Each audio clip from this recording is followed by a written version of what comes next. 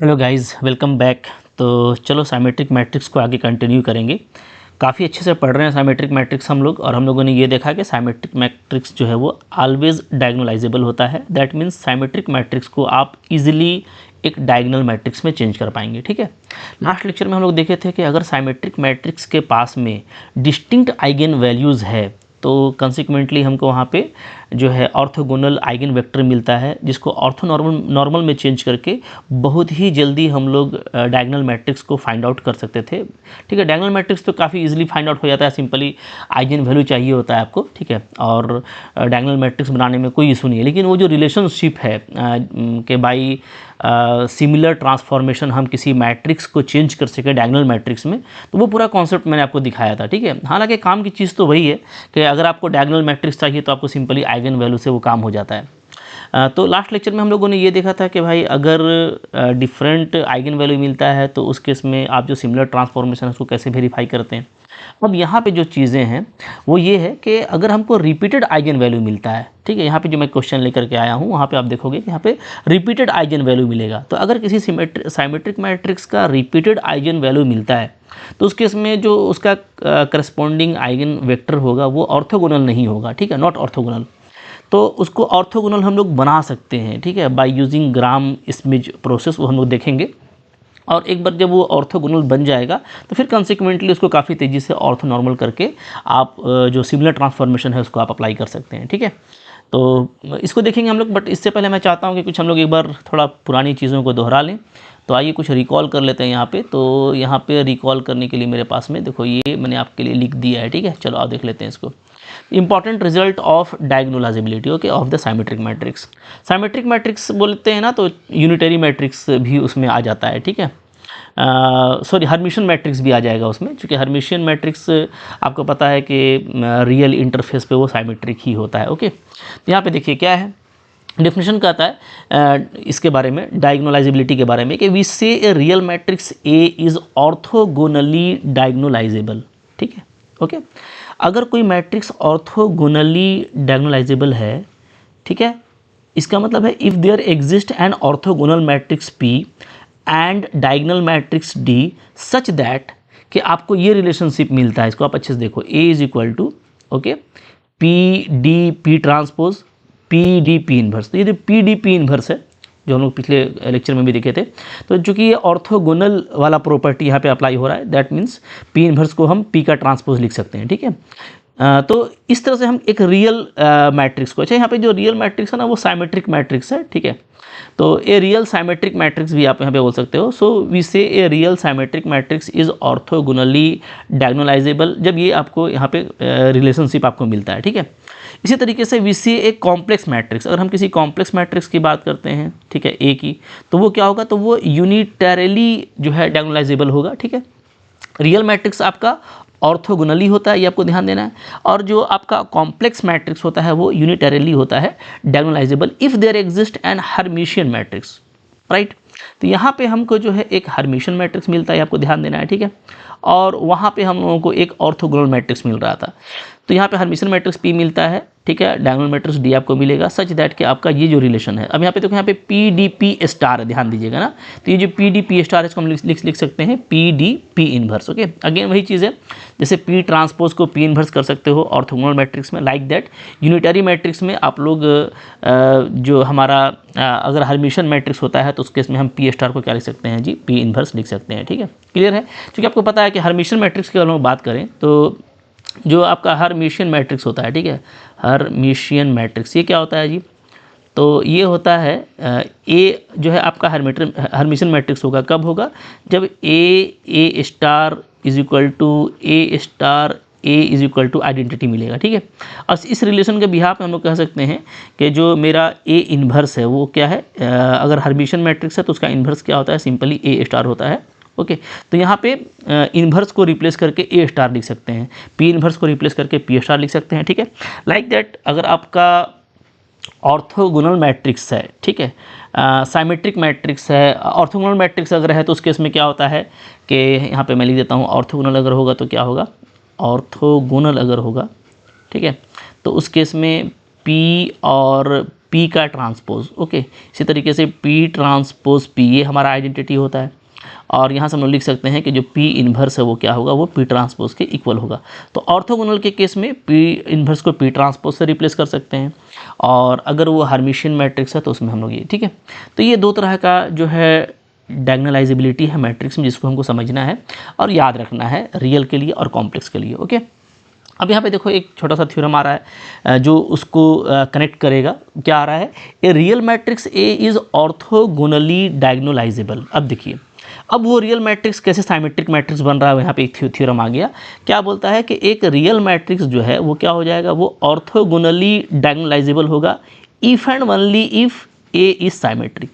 यानी अगर वो रियल मैट्रिक्स साइमेट्रिक है तो वो ऑर्थोगोनली डायगोनलाइजेबल है, ठीक है। या बोलो अगर वो ऑर्थोगोनली डायगोनलाइजेबल मैट्रिक्स है तो वो साइमेट्रिक है, ठीक है। डबल इम्प्लीकेशन है इफ़ एंड ओनली इफ़ का। इसी तरीके से जो कॉम्प्लेक्स मैट्रिक्स है तो वो आपका यूनिटरली आपका डायगोनलाइजेबल होगा। कब होगा, if and only if A is Hermitian, ठीक है। तो ये थ्योरम इसको बाइफरकेट कर रहा है। सिंपली ये समझ जाइए कि अगर हर्मिशियन मैट्रिक्स पे काम करेंगे तो उसमें जो हमको डायगोनलाइजेबल प्रॉपर्टी मिलेगा वो कहलाएगा यूनिटरली डायगोनलाइजेबल। ओके, और अगर आप इसको काम करते हो साइमेट्रिक मैट्रिक्स में, ठीक है, जो कि एक रियल मैट्रिक्स होगा, और दोनों में फ़र्क बस यही है, ये रियल इंटरफेस पे काम करता है, ये कॉम्प्लेक्स पे काम करता है, ठीक है। तो भाई कॉम्प्लेक्स पे काम करता है तो वो रियल पे भी काम करेगा ही करेगा। So Hermitian is also a symmetric in real interface, ठीक है। तो जो साइमेट्रिक मैट्रिक्स है, रियल मैट्रिक्स, वो क्या होगा, वो अगर डायगोनलाइजेबल होता है तो उसको हम बोलेंगे ऑर्थोगोनली डायगोनलाइजेबल, ठीक है। तो ये दोनों का ये चीज़ अच्छा, इसको प्रूफ काफ़ी इजीली कर सकते हैं। अगर आप इसको प्रूफ करना चाहते हो तो वो भी काफ़ी सिंपल रहेगा, ठीक है। जैसे अगर मैं ये केस ले लूँ पहले कि मान लेता हूँ कि मेरा जो मैट्रिक्स है वो ऑर्थोगोनली डायगोनलाइजेबल है, ठीक है। मान लेते हैं हम लोग इससे पहले let A is orthogonally diagonalizable, ठीक है। ये हम लोग पहले एक ले लेते हैं केस, ठीक है जी। ओके, अच्छा, अगर ये होगा तो इसका मतलब क्या होगा, इसका मतलब होगा देयर एग्जिस्ट, यहाँ पे क्या होगा जी, एक ऑर्थोगोनल मैट्रिक्स मिलेगा। There exist a orthogonal matrix, ठीक है। कैसा मैट्रिक्स, पी सच दैट क्या होगा, सच दैट मैं ए को लिख सकूँगा किस तरीके से, पी डी पी का ट्रांसपोज, ठीक है, जिससे ऊपर में यहाँ पे डेफिनेशन में था, ठीक है, ये लिख दिया मैंने। अब ये मैट्रिक्स मेरा क्या है, ऑर्थोगोनली डायगोनलाइजेबल है अकॉर्डिंग टू डेफिनेशन। अब देखते हैं कि ये जो ए है ये क्या साइमेट्रिक है, ठीक है। तो उसको चेक करने के लिए हमको देखना पड़ेगा कि क्या ए का ट्रांसपोज ए के इक्वल आता है। तो हम लोग क्या करेंगे, यहाँ पे सिंपली मोहब्बत से ए का ट्रांसपोज लेंगे, ठीक है। तो ये क्या हो जाएगा, ये हो जाएगा पी डी पी ट्रांसपोज का ट्रांसपोज, ठीक है। अब यहाँ पे ट्रांसपोज का प्रॉपर्टी लगाएंगे तो हो जाएगा पी टी का ट्रांसपोज, ओके, डी का ट्रांसपोज और पी का ट्रांसपोज, ऐसे हो जाएगा जी, ठीक है। अब डबल ट्रांसपोज से वो ओनली मैट्रिक्स पी बचेगा। किसी भी डायगोनल मैट्रिक्स का ट्रांसपोज डायगोनल ही रहता है इटसेल्फ, कोई फ़र्क नहीं पड़ता, और ये आपका आ जा रहा है पी ट्रांसपोज, ठीक है। तो अब आप देखो कि एक्चुअली ये जो मैट्रिक्स है ये खुद ए ही आ गया, इटसेल्फ ए आ गया। इट मीन्स ए का ट्रांसपोज ए के इक्वल है, यानी कि ये जो मैट्रिक्स है जिसको आपने ऑर्थोगोनली डायगोनलाइजेबल लिया था, जो कि एक सिंपल रियल मैट्रिक्स था कह सकते हैं स्टार्टिंग में, और उसको आपने माना था कि ये ऑर्थोगोनली डायगोनलाइजेबल है, तो अब हम ये देख रहे हैं कि वो मैट्रिक्स क्या है जी, एक साइमेट्रिक मैट्रिक्स बन जा रहा है, ठीक है। This implies A is symmetric. तो डबल इम्प्लीकेशन है, उल्टा भी प्रूफ होगा, ठीक है। अगर हम लोग यहाँ पे ये चीज़ ले लें कि ए साइमेट्रिक है, ठीक है, अगर हम लोग इसे कन्वर्स पार्ट ले लें, कन्वर्सली, ठीक है, क्या कि ए हम मान लेते हैं क्या है, साइमेट्रिक मैट्रिक्स है, A is symmetric matrix, okay. अगर ए साइमेट्रिक मैट्रिक्स है तो ये क्या ऑर्थोगोनली डायगोनलाइजेबल होगा, तो वो बिल्कुल होगा, ठीक है। अगर ए साइमेट्रिक मैट्रिक्स है तो यहाँ दो केस होगा, ठीक है। क्या होगा, या तो either A has distinct eigen values, ठीक है, या तो इसमें इसके पास में क्या होगा, डिस्टिंक्ट आइगन वैल्यूज़ होगा, ठीक है। और या क्या होगा, ये आपके पास में रिपीटेड आइगन वैल्यू होगा और रिपीटेड आइगन वैल्यूज़, ठीक है। ये दो केस यहाँ पे हो सकता है। देखिए, इफ़ अगर ए के पास में, if A has distinct eigen values, ठीक है, अगर ए के पास में डिस्टिंक्ट आइगन वैल्यूज़ मिलते हैं, आइगन वैल्यूज़, तो ये डेफिनेटली क्या है, ये आपको linearly independent orthogonal eigen vectors देगा, ठीक है। So this implies A has orthogonal eigen vectors, ठीक है। तो आपको यहाँ पे ऑर्थोगोनल आइगन वेक्टर मिलता है, ये मैंने लास्ट क्लास में दिखाया भी था आपको प्रूफ करके। अब बिल्कुल ये बिंदास सा रिजल्ट है, ठीक है। और अगर ये ऑर्थोगोनल आइगन वेक्टर मिलता है तो इसका मतलब है कि अब जो हमारा मैट्रिक्स ए होगा, ठीक है, वो क्या होगा, वो डेफिनेटली डायगोनलाइजेबल हो जाएगा। क्योंकि अगर ऑर्थोगोनल है तो बाय यूजिंग ऑर्थोनॉर्मल मैट्रिक्स हम लोग काफ़ी इजीली उसको प्रूफ कर सकते हैं, ठीक है। तो यहाँ से हमारा ए क्या हो जाएगा, ए इज़ डायगोनलाइजेबल, डायगोनलाइजेबल, ठीक है, ओके, क्लियर है। अच्छा, और अगर हमको ए के पास में अगर हमको जो है डिस्टिंक्ट ने रिपीटेड आइगन वैल्यू मिलता है, ठीक है, अदरवाइज ठीक है, if A has repeated eigen values, अगर रिपीटेड आइगन वैल्यूज़ है तब क्या होगा जी, तब उस केस में हमको ऑर्थोगोनल नहीं मिलेगा, लेकिन हम ग्राम सिमिज प्रोसेस का यूज़ करके जो है उसको ऑर्थोगोनल बना सकते हैं, ठीक है। तो हम लोग क्या करेंगे, हम लोग करेंगे यहाँ पे दिस इम्प्लाइज, क्योंकि हमारे पास में enough linearly independent eigen vector तो मिलेगा ही मिलेगा किसी केस में, ठीक है। तो स्टिल इस केस में भी जो हमको आइगन वेक्टर्स मिलेंगे, आइगन वेक्टर्स वो क्या मिलेंगे, वो हमको मिलेंगे लीनियरली इंडिपेंडेंट, ठीक है। लीनियरली इंडिपेंडेंट मिलेगा, ठीक है। वो ऑर्थोगोनल अगर नहीं है तो हम क्या कर सकते हैं, हम यूज़ कर सकते हैं, ठीक है, क्या, Gram Schmidt process, okay, process to find orthogonal eigen vectors, ठीक है। तो हम लोग इस प्रोसेस का यूज़ करके हम लोग ऑर्थोगोनल आइगन वेक्टर निकालने में कामयाब हो जाएंगे। और अगर वो मिलता है तो अगेन ये ऑर्थोनॉर्मल में कन्वर्ट करके आप इसको आप इसको दिखा सकते हो कि वो एक डायगोनल मैट्रिक्स में कन्वर्ट हो जाएगा, ठीक है। तो इस केस में भी क्या आ जाएगा, हमारा ए जो है वो क्या आ जाएगा जी, डायगोनलाइजेबल आ जाएगा। तो आप हर तरफ से देख सकते हो कि भाई ये डबल इम्प्लीकेशन होता है कि अगर ए मेरा जो है डायगोनलाइजेबल है तो वो साइमेट्रिक मैट्रिक्स है, और अगर ए मेरा साइमेट्रिक है तो वो डेफिनेटली एक डायगोनलाइजेबल मैट्रिक्स भी होगा। तो ये बहुत ही इंपॉर्टेंट सा एक रिजल्ट है कि रियल मैट्रिक्स में कोई भी मैट्रिक्स अगर ऑर्थोगोनली डायगोनलाइजेबल है दैट मीन्स वो साइमेट्रिक है, और अगर वो कॉम्प्लेक्स मैट्रिक्स है, ठीक है, वो लिटरली डायगोनलाइजेबल है तो वो हर्मिशियन है, ओके। तो ये पहली बात है जो कि यहाँ पे कंप्लीट हुआ, और इसको आपको याद रखना है, याद रहेगा ही, ये बहुत बड़ी चीज़ नहीं है, बस मैंने इसको एक बार आपको रिकॉल करा दिया, ये आप समझ के रखेंगे, ठीक है। चलो अब हम लोग चलते हैं, यहाँ पे एक अनदर एक थ्योरम आ रहा है जो आपको काफ़ी हेल्प करेगा कनेक्शन करने में। ये आप पहले से पढ़े हुए, मैंने पढ़ाया हुआ है, बस ये चूँकि एक स्पेक्ट्रल थ्योरम के नाम से फेमस है तो हम लोग इसको यहाँ पे भी देख लेते हैं, ठीक है। तो देखिए स्पेक्ट्रल थ्योरम क्या कहता है हमको, ठीक है। अच्छा, इसका नाम देखो स्पेक्ट्रल थ्योरम क्यों है, सिंपली जो आइगन वैल्यूज़ होता है ना मैट्रिक्स का, उसको हम लोग बोलते हैं स्पेक्ट्रम। तो यहाँ पे देखो ये चीज़ लिखा हुआ है, यहाँ पे आप देख सकते हैं, the set of eigenvalues of a matrix A is called the spectrum of A. That's why कि हम लोग इसको स्पेक्ट्रल थ्योरम बोलते हैं, ठीक है। चाहे साइमेट्रिक का हो या हर्मिशियन का हो, एक ही चीज़ है। तो एक थ्योरम क्या कहता है कि अगर कोई मैट्रिक्स है n क्रॉस n का, साइमेट्रिक हो या हर्मिशियन हो, ठीक है, मैट्रिक्स A है, तो उसके पास में ये प्रॉपर्टीज़ चारों के चारों जरूर मिलेंगे आपको। क्या मिलेगा, 1 to 1, देखो फर्स्ट प्रॉपर्टी यहाँ पे ये मिलेगा कि A has n eigen values counting multiplicities, ठीक है। चूँकि ए मेरे पास में जो है क्या है, n क्रॉस n साइज का मैट्रिक्स है, तो इसमें क्या होगा, इसमें पक्का ये होगा, चूँकि n साइज का स्क्वायर मैट्रिक्स है, ठीक है, तो इसमें n आइगन वैल्यू आपको पक्का मिलेगा, n आइगन वैल्यूज़, ठीक है। और ये सारे के सारे आपको रियल वैल्यूज़ मिलेंगे, n रियल आइगन वैल्यू मिलेगा। इनफैक्ट हर्मिशियन मैट्रिक्स होगा तब भी, ठीक है। तो जितना साइज है उतना आपको आइगन वैल्यू उसमें मिलना है। हाँ, अब ये हो सकता है कि चारों सब आपको डिस्टिंक्ट मिले या आपको अलाइक मिले, कुछ रिपीटेड भी हो सकता है। तो रिपीटेड भी होगा तो उसको काउंटिंग में हम लोग लेंगे तो टोटली n ही मिलने वाला है, ठीक है। तो यहाँ पे n डिस्टिंक्ट हो ये ज़रूरी नहीं है, n में रिपीटेड भी आ सकते हैं। नंबर 2 ये कि अगर रिपीटेड वाला केस होगा तो उसमें डेफिनेटली ज्योमेट्रिक और जो अलजेब्राइक मल्टीप्लिसिटीज़ है वो क्या होगा, वो आपका इक्वल होगा, ठीक है। फिर जो भी आपको आइगन स्पेस मिलेगा वो म्यूचुअली ऑर्थोगोनल होगा। अगर नहीं होता तो हम लोग ग्राम स्मिथ का प्रोसेस से उसको हम लोग कर सकते हैं, ठीक है। और लास्टली ये कि ए ऑर्थोगोनली या तो यूनिटरली क्या होगा, डायगोनलाइजेबल होगा। वेरी इंपॉर्टेंट, ये चारों चीज़ें पाई जाएंगी भाई, ठीक है। तो ये हम लोग के लिए काफ़ी इंपॉर्टेंट है, इसको याद रखना। तो इसको आपको जस्ट बस याद रखना है और बहुत बड़ी चीज़ नहीं है, ठीक है। इसका प्रूफ मैंडेटरी नहीं है, बस ये एक इंपॉर्टेंट सा स्टेटमेंट है, तो इसको हम लोगों को याद रखना है। अब चलो हम लोग चलते हैं उस क्वेश्चन की तरफ जहाँ से हम लोग स्टार्ट किए थे। तो ये हम लोगों का क्वेश्चन था, और यहाँ पे चूँकि लास्ट लेक्चर में मैंने आपको बताया है कि कोई भी अगर आपको दिया हुआ है साइमेट्रिक मैट्रिक्स तो उसका आइगन वैल्यू कैसे फाइंड आउट करते हैं। तो आइगन वैल्यू आप यहाँ पे फाइंड करके देख लेना, ठीक है।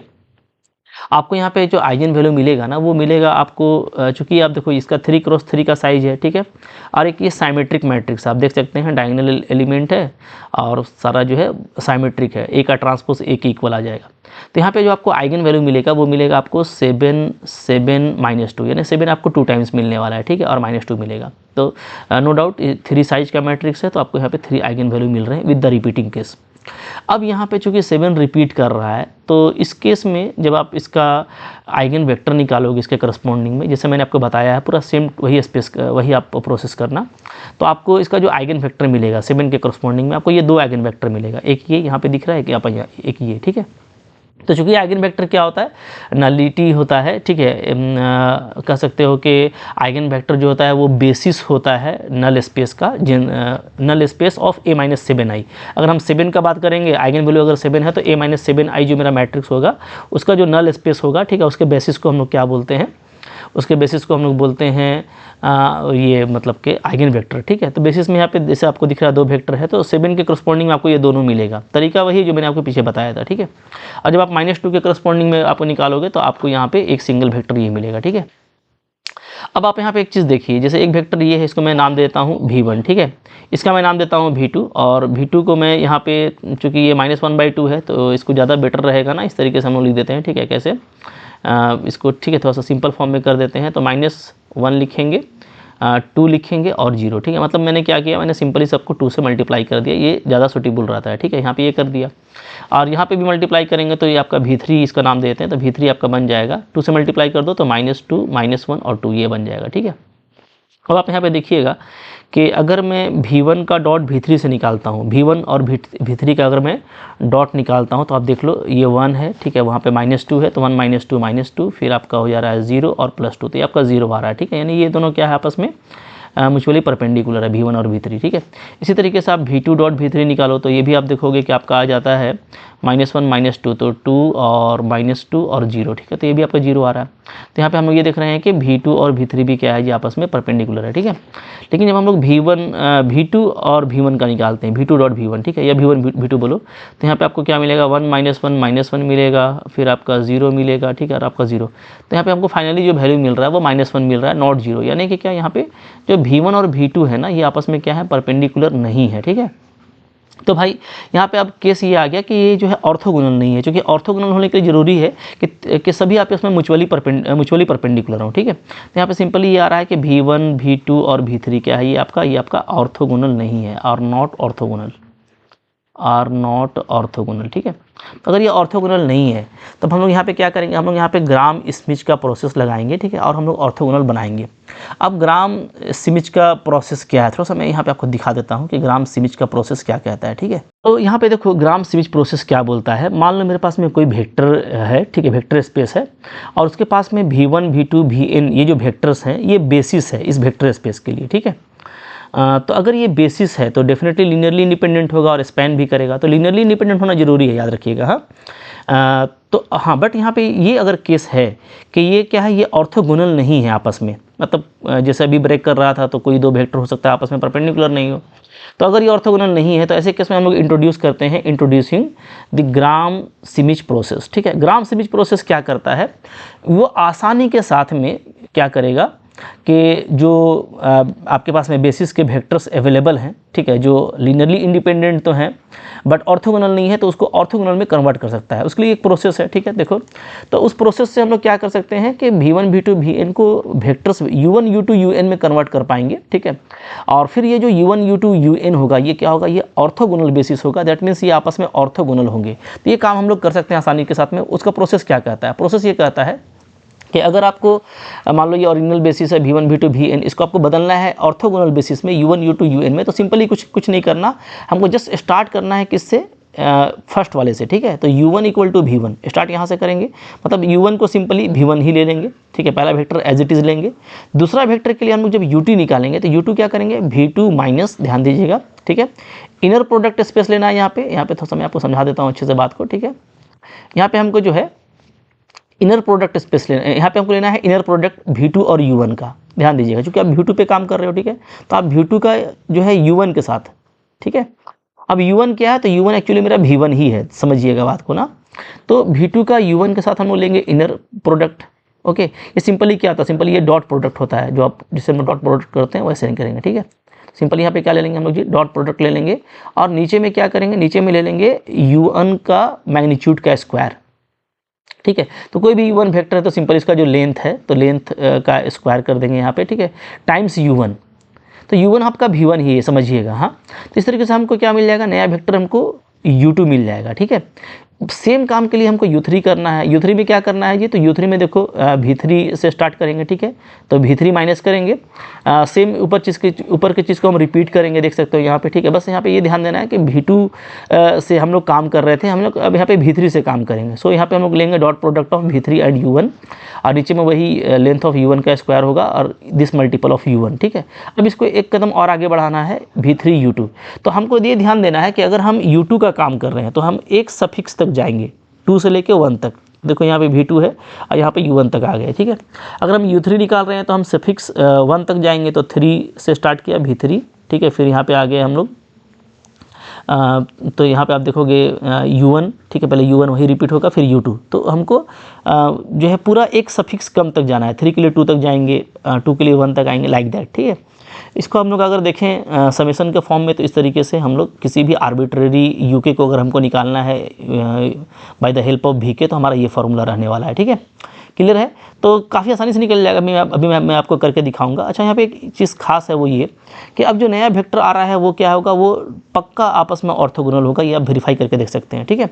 अच्छा, दूसरी बात यहाँ पे ये कि जो माइनस किया जाता है ना, तो एक्चुअली यहाँ पे जो टेक्निक है जो यूज़ किया गया है वो ये कि V2 का उस पार्ट को माइनस कर दिया जाता है। V2 में माइनस हो रहा है तो V2 में उस पार्ट को माइनस कर दिया जाता है जो ऑर्थोगोनल होने में डिस्टर्ब कर रहा था, ठीक है, जो ऑर्थोगोनल नहीं होने दे रहा था। तो डेफिनेटली जब हम उस फैक्टर को हटा देंगे तो अब जो वेक्टर है वो इजीली ऑर्थोगोनल हो जाएगा। तो ये इसका बहुत बड़ा चीज़ नहीं है, ठीक है, बस आपको ये प्रोसेस याद रखना है, ठीक है। अब चलो बैक चलते हैं हम लोग और देखते हैं वहाँ पर हम लोग कितने आसानी के साथ में ग्राम श्मिट प्रोसेस को अप्लाई कर सकते हैं, ठीक है। देखिए यहाँ पे भी आप देखिएगा तो मेरा V1 V2 V3 ऑर्थोगोनल नहीं है, बट लिनियरली इंडिपेंडेंट होगा, ये आप ध्यान दीजिएगा। हाँ, ऐसे भी साइमेट्रिक मैट्रिक्स है, तो साइमेट्रिक मैट्रिक्स में तो पक्का हमको लिनियरली इंडिपेंडेंट आइगन वेक्टर मिलता ही मिलता है। आप चेकआउट भी कर सकते हो, आप देख सकते होगे V1 और V2 में देख सकते हैं कि कोई भी लिनियरली डिपेंडेंसी का कोई रिलेशनशिप नहीं है। इसी तरीके से V1 V3 में या V2 V3 में कोई भी डिपेंडेंसी का कोई रिलेशनशिप नहीं है, ठीक है। तो ये लिनियरली इंडिपेंडेंट है, दैट मीन्स ये और इनफ लिनियरली इंडिपेंडेंट वेक्टर होता है, इसलिए हम लोग ये काम कर पाते हैं। ये मैं आपको बताता हूँ बार बार, ठीक है। तो चलो, ये क्या है, ये आपका नॉट ऑर्थोगोनल है। तो हम लोग यहाँ पे क्या करने वाले हैं, तो अब हम लोग यहाँ पे यूज़ करेंगे Gram Schmidt process, apply Gram Schmidt process. यहाँ पे देखो ग्राम श्मिट प्रोसेस हम लोग लगाएंगे, ठीक है। और ये देखो यहाँ पे V1 और V2 चूँकि आपस में परपेंडिकुलर नहीं था, तो इसके लिए अप्लाई कर देते हैं, ठीक है। तो फॉर यहाँ पे वेक्टर ले लेता हूँ मैं, क्या, V1, ठीक है, एंड V2। यहाँ पे इन दोनों के लिए करेंगे तो हो जाएगा, चूँकि डेफिनेटली ये तो आपका लिनियरली इंडिपेंडेंट है ही, और ये ऑर्थोगोनल भी हो जाएगा चूँकि ये सिंगल आपको मिला है, ठीक है, सिंगल वेक्टर मिला है, इसलिए यहाँ पे कोई दिक्कत नहीं है। इसके लिए अप्लाई करेंगे तो हम लोग क्या करेंगे, हम लोग V1 को, जैसा मैंने आपको बताया कि सेम ले लेना है, ठीक है। तो इसको हम सेम लेंगे, जैसे यहाँ पे क्या है जी 1 0 1, इसे सेम ले लेते हैं, ठीक है। अब देखो, अब मैं यहाँ पे V2 लूँगा तो V2 का क्या होगा फॉर्मूला, तो V2 हो जाएगा हम लोगों का, हम V1 लेंगे, ठीक है, माइनस, फिर हम लेंगे यहाँ पे डॉट प्रोडक्ट, ठीक है, V1 और V2 का, ठीक है, जो कि इनर प्रोडक्ट होगा, डिवाइडेड बाई क्या करेंगे जी, डिवाइडेड बाई हम लोग यहाँ पे ले लेंगे V1 का, ठीक है, चूँकि V1 से स्टार्ट किए तो V1 का लेंथ का स्क्वायर ले लेंगे, ओके, और टाइम्स हम लोग लेंगे यहाँ पे V1। तो अब आपका काम काफ़ी इजीली यहाँ पे हो जाएगा, ठीक है। अच्छा, इसको यहाँ पे V2 लेते हैं ना, फॉर्मूला भी आपको याद था, V2 से स्टार्ट होगा, ठीक है। तो V2 is equal to this और दिस, ये आपको करना है, ठीक है। चलो, ये फॉर्मूला अप्लाई कर दिए। अब देखो V2 यहाँ पे क्या है, तो V2 जो है हम लोगों का वो है ये -1 2 0, ध्यान दीजिएगा। हाँ, so it is -1 2 0, okay, minus, ठीक है। अब लीजिए इनर प्रोडक्ट, तो इन दोनों का इनर प्रोडक्ट क्या आ जाएगा, तो देखो यहाँ पे -1 आया है, हम लोग देखे थे, जो कि ठीक है नॉन जीरो था, वहीं पे हम लोगों का डिस्टर्ब हो गया था। तो -1 लेंगे, डिवाइडेड बाई इसका लेंथ, V1 का लेंथ क्या आएगा, तो लेंथ देख लो V1 का यहाँ पे 1 और 1, ठीक है। V1 का हम लेंथ निकालें, नॉर्म जिसको बोलते हैं, मैग्नीट्यूड, तो सिंपली क्या आएगा, 1 का स्क्वायर √2 आएगा, तो उसका स्क्वायर करेंगे तो यहाँ पे 2 आ जाएगा, ठीक है, क्लियर है। अच्छा, अब फिर V1 लेना होता है वेक्टर, तो V1 वेक्टर क्या है जी, यहाँ पे 1 0 और 1 है, ठीक है, क्लियर है। तो मोहब्बत से लिखना है, कोई दिक्कत नहीं है, और आराम से आपका देखो V2 तैयार हो जाएगा, ठीक है। तो अब यहाँ पे जो V2 मेरा तैयार हो रहा है वो क्या हो जा रहा है, तो V2 मेरा तैयार हो जाएगा देखिए ये है आपका -1 2 0 पहला वेक्टर, ठीक है, और यहाँ पे प्लस हो जाएगा। चाहे तो हम लोग क्या कर सकते हैं 1/2 से अंदर में मल्टीप्लाई कर देते हैं, ठीक है। तो मल्टीप्लाई करेंगे तो क्या आ जाएगा 1/2 0 और 1/2 ऐसा आ जाएगा जी, ठीक है। अब यहाँ पे हम लोग क्या करेंगे, दोनों को हम लोग यहाँ पे सम कर देते हैं, ठीक है। सम करेंगे तो क्या हो जाएगा -1 + 1/2, तो -1/2 आ जाएगा। 2 0 2 ही आएगा, 0 + 1/2 1/2 आएगा, ठीक है जी, क्लियर है। अब यहाँ पे हम लोग 1/2 अगर ले लेते हैं कॉमन, तो हमको जो वेक्टर मिलता है वो मिलता है -1, ओके, और यहाँ पे 4 मिल जाएगा और ये 1 मिल जाएगा, ठीक है। तो अब जो हमारा V2 यहाँ पे तैयार हुआ ना, ध्यान दीजिए, हमारा जो V2 यहाँ पे तैयार होगा वो ये वेक्टर, ठीक है। देयरफॉर हम V2 क्या लिखने वाले हैं, चूँकि जाहिर सी बात है कि ये स्केलर नहीं लिया जाता ना, सिर्फ अंदर का लिया जाता है, ठीक है। -1 4 और 1, तो ये हमको V2 मिल गया जी, ठीक है। V1 हमको पता है, और V3 अब आपका वही वेक्टर रहेगा जो आपका पहले था। तो नाउ हम लोग बोल सकते हैं क्या कि नाउ जैसे V1 मेरा ये है, ठीक है, 1 0 1, V2 मेरा क्या हो गया, तो V2 मेरा हो गया -1 4 1, ठीक है। एंड और V3 जो था मेरा, जो V3 हम लोग डिस्टर्ब नहीं किए थे, ठीक है, तो V3 जो था वही ले लेंगे। V3 क्या था जी, ऊपर में देखो, तो V3 था -2 -1 और 2 था, ठीक है, ये था, ओके, क्लियर है। ये हम लोगों का V3 था। अब देखिएगा ना, अब ये जो है आपका ऑर्थोगोनल होगा, ठीक है, R ऑर्थोगोनल आप चेक करके देख सकते हैं। अब कोई दिक्कत नहीं है, चूँकि हम लोगों ने ग्राम सीरीज प्रोसेस लगा लिया। अब आप देख सकते हो, ठीक है, यहाँ पे मैं नोट में दिखा देता हूँ। V1.V2 आप निकालिए, तो अब देखिएगा 1 - 1 ठीक है, 0 4 0 और 1 1 1, तो ये आपका 0 हो रहा है, ठीक है। अगेन आप देख लो V1 और V3, तो ये हम लोग देख ही चुके थे, तो 0 ही आया था, ठीक है। अच्छा, V2 V3 को चेकआउट कर लेते हैं, क्योंकि V2 ही मेरा नया है, बाकी तो V1 और V3 पुराना है। तो V2 V3 निकालेंगे तो आ जाएगा आपका 2 आ जाएगा डॉट प्रोडक्ट, फिर आपका आ जाएगा -4 और +2, तो देखो सब 0 ही आ रहा है, ठीक है। तो सब आपस में क्या है, म्यूचुअली परपेंडिकुलर है, सो ऑर्थोगोनल हो गया है। अगर ऑर्थोगोनल हो गया है तो अब यहाँ पे हम लोग क्या करेंगे, हम लोग वेक्टर बना लेंगे, ठीक है। लेट एक हम लोग बनाएंगे यहाँ पे वेक्टर P कैसा होता है जी, तो डायरेक्टली कर लेते हैं, कोई दिक्कत नहीं है। ये सब तो चूँकि लास्ट लेक्चर में मैं कर चुका हूँ, ठीक है। तो हम लोग को यहाँ पे जो करना था उसके तरफ आते हैं। तो हमको ये दिखाना था कि बाय सिमिलर ट्रांसफॉर्मेशन जो मेरा मैट्रिक्स होगा A, ठीक है, वो क्या हो जाएगा, वो PDP ट्रांसपोज के बराबर होगा, ठीक है। अब चाहे तो आप ये दिखा लीजिए। अच्छा, ये मैंने आपको बताया था कि एक्चुअली यहाँ पे क्या होता है, PDP इन्वर्स होता है, ठीक है, PDP इन्वर्स होता है, ठीक है। ये कहलाता है सिमिलर ट्रांसफॉर्मेशन। बट चूँकि अभी ऑर्थोगोनल मैट्रिक्स है, हम यहाँ पे P जो है एक ऑर्थोगोनल मैट्रिक्स लेंगे, देयरफॉर क्या है, हम उसको लिख सकते हैं PDP ट्रांसपोज, ये हम आपको बता चुके ऊपर में, ठीक है। तो हमको जस्ट इस सिमिलर ट्रांसफॉर्मेशन को वेरीफाई करना है, ठीक है। अब यहाँ पे जो डायगोनल मैट्रिक्स होगा, तो डायगोनल मैट्रिक्स देखो, यहाँ पे डायगोनल मैट्रिक्स क्या होगा जी, तो वो तो बहुत मेरे लिए ईजी है। सिंपली जो आइजन वैल्यू हमको मिलता है वहीं से बन जाएगा, और वो डायगोनल फॉर्म में होगा। तो हमारा जो आइजन वैल्यू था उसमें हमको 2 7 मिला था, ठीक है, और एक हमको क्या मिला था, एक हमको -2 मिला था, ये 3 आइजन वैल्यू। तो बाकी तो एंट्रीज 0 रहेंगे। So this is the required diagonal matrix. और अगर आपको डायगोनल मैट्रिक्स का ज़रूरत हो तो इतना कुछ करने का जरूरत नहीं है। ये हम लोग यहाँ पे दूसरा चीज़ समझ रहे हैं, हम लोग समझ रहे हैं कि इसको वेरीफाई करना है हमको, और उसके लिए हम लोग यहाँ पे देख रहे हैं कि किस तरीके से हम P मैट्रिक्स जो है वो तैयार कर सकते हैं, इसको वेरीफाई कर सकते हैं। लेकिन अगर सिर्फ डायगोनल मैट्रिक्स निकालने की बात हो तो वो एक सिंपल सा टास्क है, ठीक है, वो सिर्फ आइजन वैल्यू निकाल के ही हो जाता है, ओके। तो देखिए, इसको अगर आप वेरीफाई करोगे तो आप देखिए कितना इजीली ये वेरीफाई होगा। यहाँ पे जो मैट्रिक्स A है, आप सिंपली चाहे ये ऑपरेशन लगा लो, ठीक है। आप देख लो कि अगर आप इसको राइट साइड में अप्लाई करोगे तो आपको लेफ्ट साइड ऑटोमेटिकली आपको A मिल जाएगा, ठीक है। तो यहाँ पे हम लोग देख सकते हैं क्लियरली, ठीक है जी। देयरफॉर क्या हो जाएगा जी, देयरफॉर चलो A को निकाल के देख लेते हैं। A आपका मैट्रिक्स मिल जाएगा। तो P जो होता है ये क्या होता है, ये यहाँ पे ऑर्थोगोनल मैट्रिक्स होता है, ठीक है। और ये तैयार होता है ऑर्थोगोनल वेक्टर्स से, आइगन वेक्टर्स से। तो यहाँ पे जो P मैट्रिक्स है, अच्छा वो ऑर्थोगोनल में बोल रहा हूँ ना, ऑर्थोगोनल अगर हो गया तो हम लोग क्या करते हैं, इसके बाद ऑर्थोनॉर्मल में कन्वर्ट करते हैं, ठीक है। थोड़ा सा यहाँ पे समझ लीजिएगा, ऑर्थोनॉर्मल में कन्वर्ट करेंगे, ठीक है, ओके। तो अगर ये ऑर्थोनॉर्मल मैट्रिक्स है तो P इन्वर्स को हम P ट्रांसपोज लिख सकते हैं, ठीक है। तो हम लोग यहाँ पे ऑर्थो नॉर्मल मैट्रिक्स बनाते हैं, ठीक है। तो अब वो कैसे बनाएंगे, तो वो बनेगा हमारा ऑर्थो नॉर्मल वेक्टर से। तो फिलहाल तो ये ऑर्थोगोनल फॉर्म में है। तो अगर ऑर्थो नॉर्मल में बनाइएगा आप तो आपको कुछ करना नहीं पड़ता, सिंपली उसके लेंथ से उसको डिवाइड करना पड़ता है। तो यहाँ पर जो मेरा P मैट्रिक्स बनेगा वो क्या बनेगा जी, तो वो बनेगा, सिंपली देख लो, ठीक है।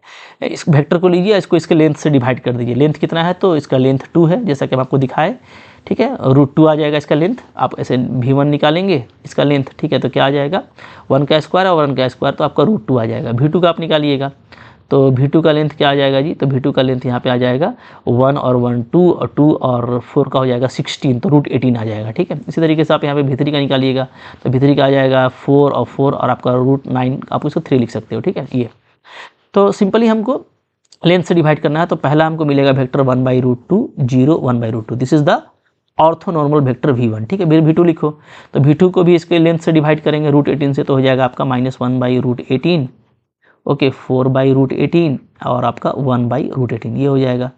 और लास्टली V3 को 3 से डिवाइड कर देंगे सारा एलिमेंट को, तो आपका हो जाएगा -2/3 -1/3 एंड 2/3। ठीक है जी, क्लियर है। तो ये मैट्रिक्स हमारा हो गया P matrix, this is P। Okay, फिर डायगोनल मैट्रिक्स लेना है तो डायगोनल मैट्रिक्स ले लीजिए। डायगोनल मैट्रिक्स मेरा क्या है जी, ये सिंपली है 7 0 0 0 7 0 0 0 -2, this is the diagonal matrix. Okay, और इसके बाद लेना पड़ता है P का ट्रांसपोज। ये फायदा होता है ऑर्थोनॉर्मल में, डायरेक्टली हमको इन्वर्स नहीं निकालना है, इन्वर्स सिंपली ट्रांसपोज होता है, तो ट्रांसपोज ले लीजिए जो आपने P इंट्रोड्यूस किया है। ठीक है, तो हम लोगों ने यहाँ पे P इंट्रोड्यूस किया है इसको, तो इसका हम लोग करेंगे ट्रांसपोज। तो सिंपली पहले रो को पहले कॉलम में लिख दीजिए, सो 1/√2 -1/√18 एंड -2/3। ठीक है, ये आ जाएगा। फिर सेकंड वाले को लिखिएगा यहाँ पे, चलो ठीक है, सेकंड वाले को लिखेंगे तो क्या हो जाएगा जी, 0 4/√18 एंड 1/√18। ठीक है, ये हो जाएगा। और लास्टली जो है हम लोगों का यहाँ पे वो है थर्ड रो को लिखिए, तो 1/√2, ओके 1/√18 एंड 2/3। अच्छा, सेकेंड रो हम लोगों ने लिखा था ना यहाँ पे -1/3 था, देख लीजिएगा अच्छे से कीजिएगा। ठीक है, दिस इज -1/3, ये आपका होगा -1/3। एक बार फिर से देख लीजिए, this is our first row, तो ये फर्स्ट कॉलम बन गया जी। ओके, ये आपका सेकेंड रो है, तो ये आपका सेकेंड कॉलम बनेगा, और ये आपका थर्ड रो है, तो ये हमारा थर्ड कॉलम बन जाएगा। ठीक है, अब आप भाई मोहब्बत से इसको मल्टीप्लाई करके देखो, ए नहीं आएगा तो नाम बदल दीजिएगा, आएगा। ठीक है, बिल्कुल आएगा, और आपको मिस्टेक नहीं करना है। ठीक है, नाम फिर कहाँ से लाएंगे इतना अच्छा, इसलिए चलो अच्छे से करके देखते हैं इसको। चलिए, तो मल्टीप्लाई कीजिए। ठीक है, पहले इसको इससे मल्टीप्लाई करेंगे तो मोहब्बत से मल्टीप्लाई होगा, जो कि डायगोनल है, मल्टीप्लाई करना काफ़ी इजी है, तो आपका हो जाएगा 7/√2। ओके, फिर इस कॉलम को इसमें डालेंगे तो हमारा हो जाएगा -7/√18, और यहाँ पे डालेंगे तो हो जाएगा हम लोगों का 4/3। ओके, सेकेंड रो को मल्टीप्लाई कीजिए, तो सेकेंड रो को जब मल्टीप्लाई करेंगे तो सारा जीरो मिलेगा, इसको यहाँ पे मल्टीप्लाई करेंगे तो हमारा हो जाएगा 7/√18। क्लियर है?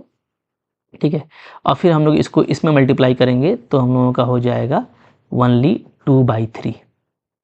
क्लियर है? ठीक है, तो आराम से करना है, कोई इशू नहीं है, बिल्कुल मोहब्बत से हम लोगों को काम करना है। ठीक है, चलो इसको मल्टीप्लाई करते हैं। यहाँ पे इसको करेंगे तो हमारा हो जाएगा 7/√2, यहाँ पे आपका आ जाएगा सेकेंड कॉलम में डालने से 7/√18 एंड दिस इज आवर -4/3। ठीक है जी, चलिए ये हो गया। अब फाइनली हमारा ये बच गया है, तो इस मैट्रिक्स को यहाँ पे ले आइए प्यार से, 1/√2 -1/√18 -2/3 0 4/√18 -1/3 1/√2 1/√18 एंड 2/3। ठीक है, अब यहाँ पे जो फाइनल मल्टीप्लिकेशन उसको आप कीजिए। ठीक है, डेफिनेटली हमको मैट्रिक्स ए बहुत ही अच्छे से यहाँ पे मिल जाने वाला है। ठीक है, चलिए देख लेते हैं। तो चलो मैट्रिक्स क्या आ जाएगा, इसको मल्टीप्लाई करेंगे तो देखिए 7/√2 1/√2, तो आपको मिल जाएगा 7/2, माइनस माइनस प्लस हो जाएगा हमारा 7/18। Okay, and it is -8/9। Clear है? ठीक है, ये हो गया आपका। फिर चलो इसको सेकंड रो में मल्टीप्लाई करते हैं तो हो जाएगा हमारा 0 -28/18 एंड -4/9। ठीक है, थर्ड वाले में उतारिए तो हो जाएगा आपका 7/2, फिर आपका -7/18 एंड +8/9। ओके, सेकेंड रो में काम करते हैं, तो सेकेंड रो में काम करेंगे तो हो जाएगा हमारा -7/18 एंड -4/9। ओके, इसमें करेंगे तो हो जाएगा हम लोगों का 28/18 एंड -2/9। फिर यहाँ पे करेंगे तो हम लोगों का हो जाएगा 7/18 एंड 4/9। ओके, चलिए यहाँ पे आ जाइए, तो इसमें हम लोग करेंगे तो हो जाएगा 7/2 एंड -7/18 एंड +8/9। ओके, यहाँ पे हम लोगों का हो जाएगा 0 28/18 एंड +4/9। यहाँ पे आपका हो जाएगा यहाँ पे चलो लास्टली है 7/2 और प्लस 7/18 एंड -8/9। अब देखिए इसका वैल्यूज़ क्या आ रहा है, ठीक है। वैल्यू हमारा एग्जैक्टली ए के बराबर आना चाहिए, देख लेते हैं करके मोहब्बत से, ठीक है। तो चलिए फाइनल कैलकुलेशन करते हैं हम लोग यहाँ पे। तो चलो ऊपर वाला करेंगे इसका, तो हम लोग का एलसीएम हो जाएगा 18, ठीक है जी। अब यहाँ पे 63 हो जाएगा प्लस 7 माइनस यहाँ पे हमारा हो जाएगा 16। तो जो भी अब वैल्यू आ रहा है ना, अब आप यहाँ पे करके देख सकते हो कि हमको ए मैट्रिक्स मिल रहा है कि नहीं मिल रहा है, ठीक है। वेरीफाई कर लीजिए। देखिए ए जो मैट्रिक्स हमको था ऊपर में दिया हुआ, क्या गिवन था, आप इसको मिलाते हुए चल सकते हो, ठीक है। तो ये मैट्रिक्स था मेरा यहाँ पे दिया हुआ 3 -2 1 -2 6 2 4 2 3, ये हमको ए गिवन था, ठीक है। तो अब देखो क्या ये पहला एंट्री 3 आ रहा है, तो आप देख सकते हैं कि यहाँ पे जो वैल्यू होगा वो क्या हो जाएगा जी, तो वो हो जाएगा 70 और 16 54/18, एग्जैक्टली 3 आ रहा है। तो पहला वाला काम हो गया हमारा। दूसरा देखो, दूसरा में जो एलसीएम है वो आपका बनेगा 18, यहाँ पे हो जाएगा 28 और यहाँ पे हो जाएगा मेरा 4 2 8, ठीक है। तो ये हो गया 36/18, तो ये आपका -2 आ रहा है। एग्जैक्टली आपको पॉइंट टू पॉइंट मिलता चला जा रहा है, ठीक है। यहाँ पे अगेन देखोगे आपका हो जाएगा एलसीएम 18, ये हो जाएगा मेरा 63 -7 और यहाँ पे हमारा हो जाएगा 16, ओके, प्लस 16। तो इस केस में हम लोग ये देखेंगे, ठीक है, ओके। अच्छा यहाँ पे एलसीएम हो गया हम लोगों का 18, ओके राइट। अच्छा तो यहाँ पे मैच नहीं कर रहा, कुछ देखो कुछ मिसिंग लगता है, ठीक है। अच्छा पहले यहाँ पे देखिएगा ए, यहाँ पे भी 4 दिया हुआ था, ठीक है। ऊपर जाके आप देख सकते हो, मैं यहाँ पे देख रहा हूँ क्वेश्चन को, ए 4 ही है, ठीक है, यहाँ पे भी, ओके। चलो तो ए पहले तो 4 है, तो यहाँ पे हम लोग देख सकते हैं कि क्या हो जा रहा है जी, 63 और प्लस 16, ओके। तो ये हो जा रहा है 79 7, अच्छा ठीक है 72 आ जाएगा, तो 18 4 आ जा रहा है जी, सही है, करेक्ट है, ठीक है। चलो तो एलिमेंट्स मिल रहे हैं, ये खुशी की बात है, और मैच करेगा, ठीक है, हड़बड़ाना नहीं है, बिल्कुल प्यार से आप देखिएगा, बिंदास ही मैच करना है, बस हमको ये रिजल्ट को वेरीफाई करना है। तो एलिमेंट्स देखो यहाँ पे मिल रहे हैं और पहला रो हमको एग्जैक्टली मैच कर गया है, ठीक है। दूसरा रो देखेंगे, ओके। तो दूसरा रो में आप देखिएगा फिर से यहाँ पे एलसीएम है हमारा हो जाएगा 18 और ये हो जाएगा हम लोगों का ठीक है -7 और इधर हो जाएगा 8, ठीक है। अच्छा कुछ ना मिसिंग जरूर होगा, तभी ऐसा हो रहा है। एक बार चेक कर लेते हैं सेकेंड रो को। सेकेंड रो में मल्टीप्लिकेशन को चेकआउट कीजिए अच्छे से, ठीक है। तो चेकआउट कर लेते हैं, ये 0 वाला इसको मल्टीप्लाई किए थे हम लोग, तो 7 बाई माइनस में 7/18 और फिर हम लोगों का माइनस में 4/9, अच्छा ठीक है 7/18, ओके ठीक है। अच्छा यहाँ पे मिस्टेक है, ध्यान दो। देखो हम लोग जब इस रो को मल्टीप्लाई किए थे, मैं आपको दिखा रहा हूँ, ठीक है। जब हम लोग इस रो को मल्टीप्लाई किए थे, ये वाला ना को जब हम लोग मल्टीप्लाई कर रहे हैं, ठीक है, तो पहले वाले मल्टीप्लाई करेंगे तो सब 0 आ जाएगा, ठीक है। ये तो दूसरे वाले में करेंगे तो देखो यहाँ पे 7 4 या 28, ये ब्लंडर मिस्टेक हुआ यहाँ पे, ठीक है। ये 28 होगा जी, 28, ओके। और फिर थर्ड वाले में करेंगे तो वो 2/3, अब सही है। तो 28/√18 है, ये ध्यान देना होगा। तो जब हम लोग इसको फिर अब सेकेंड वाले को मल्टीप्लाई करेंगे तो हर जगह फ़र्क आएगा ना, जी हाँ हर जगह फ़र्क आएगा।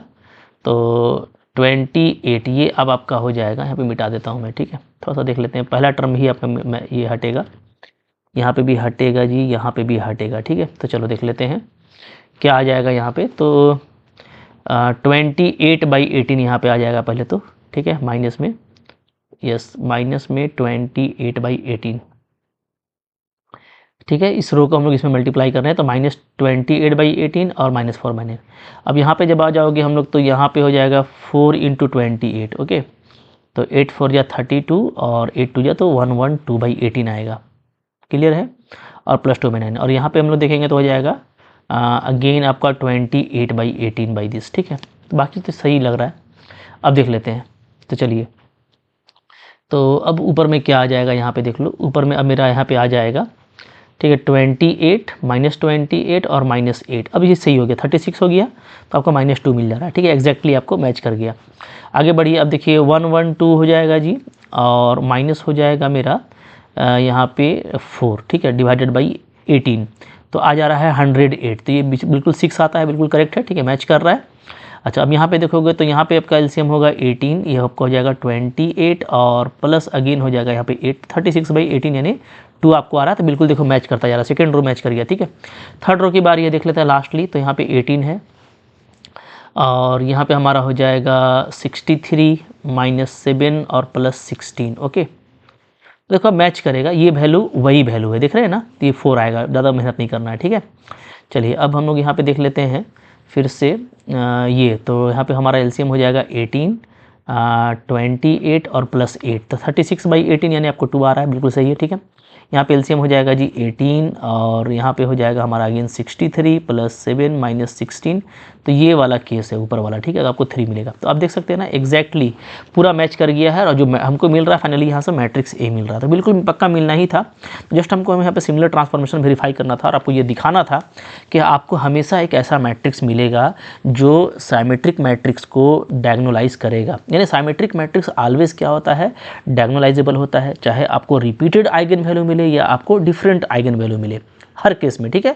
तो डिफरेंट वाला मैंने आपको इसके पहले लेक्चर में बताया था और आज मैंने आपको बता दिया सेम वाले केस में, जिसमें कि हम लोगों को ग्राम स्विच प्रोसेस का यूज़ करना पड़ता है। तो काफ़ी कुछ आई होप आप लोगों ने सीखा होगा और ये इंपॉर्टेंट चीज़ें हैं, एक बार देख लेते हैं। तो आपको फिर क्या है कि एग्ज़ाम्स में ऑप्शन को एलिमिनेट करना आ जाता है, जो कि इसी तरह का क्वेश्चन में आपको ना CSIR नेट की बात करें तो उसमें स्टेटमेंट लिख लिख के बोलता है कि क्या होता है नहीं होता है। तो अगर आप पूरा एक बार किए हुए हो तो आपको सब तरह का आइडिया होता है। और रहा सवाल क्वेश्चन को डील करने का, तो उसके लिए तो सिर्फ आप आइगन वैल्यू निकालेंगे तो आपका साइमेट्रिक मैट्रिक्स मोहब्बत के साथ एक डायगोनल मैट्रिक्स में चेंज हो जाएगा, सिंपली आइगन वैल्यू को डायगोनली लिख करके, ठीक है। तो वो बड़ी बात नहीं है, लेकिन बहुत कुछ यहाँ से देखने के बाद क्वेश्चन एलिमिनेशन करने में आपको ईजी हो जाता है।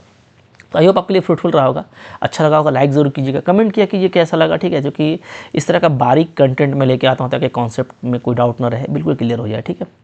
शेयर कीजिए इसको, कोई दिक्कत है कमेंट कर सकते हैं, ठीक है। Thank you very much.